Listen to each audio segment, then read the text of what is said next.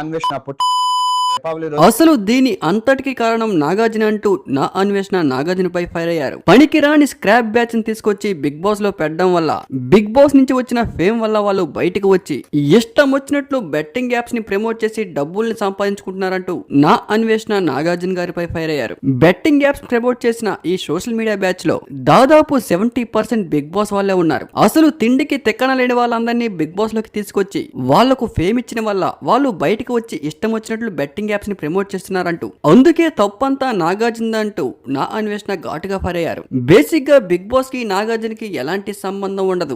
Big boss లో నాగార్జున ఒక host మాత్రమే. బిగ్ బాస్ లోపలికి ఎవరు ఎంట్రీ అవుతున్నారనేది ఎంట్రీ అయ్యే వరకు నాగార్జున కూడా తెలియదు. ఇప్పుడు సీరియల్లో నటించే వాళ్ళందరూ బెట్టింగ్ యాప్స్ ని ప్రమోట్ చేస్తే ఆ తప్పు డైరెక్టర్ అవుతుందా? సినిమాలో నటించే వాళ్ళందరూ బెట్టింగ్ యాప్స్ ని ప్రమోట్ చేస్తే ఆ తప్పు డైరెక్టర్ ది ప్రొడ్యూసర్ అవుతుందా?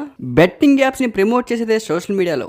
మరి ఆ యాప్ ని ప్రమోట్ చేసే వీడియోని అలౌ చేస్తున్న ఆ సోషల్ మీడియా మాధ్యమంలో వీడియో అప్లోడ్ అయిన వెంటనే ఆపేస్తే రెండోసారి అలాంటి వీడియో అప్లోడ్ చేయడానికి కూడా అవకాశం ఉండదు. అలాంటప్పుడు ఇలాంటి ఇల్లీగల్ యాప్స్ ప్రమోట్ చేయడానికి అవకాశం ఉండదు. ఇలాంటి పనికి మాలిన బెట్టింగ్ యాప్స్ ని ప్రమోట్ చేస్తున్న ఆ వీడియోస్ ని వైరల్ చేస్తున్న ఆ సోషల్ మీడియా యాప్లకు సంబంధించిన ఓనర్స్ అవుతుంది. కానీ ఏదో సీరియల్లో, సినిమాలో, బిగ్ బాస్ లో, టీవీ షోలో ఛాన్స్ ఇచ్చిన వాళ్ళది ఎలా అవుతుంది?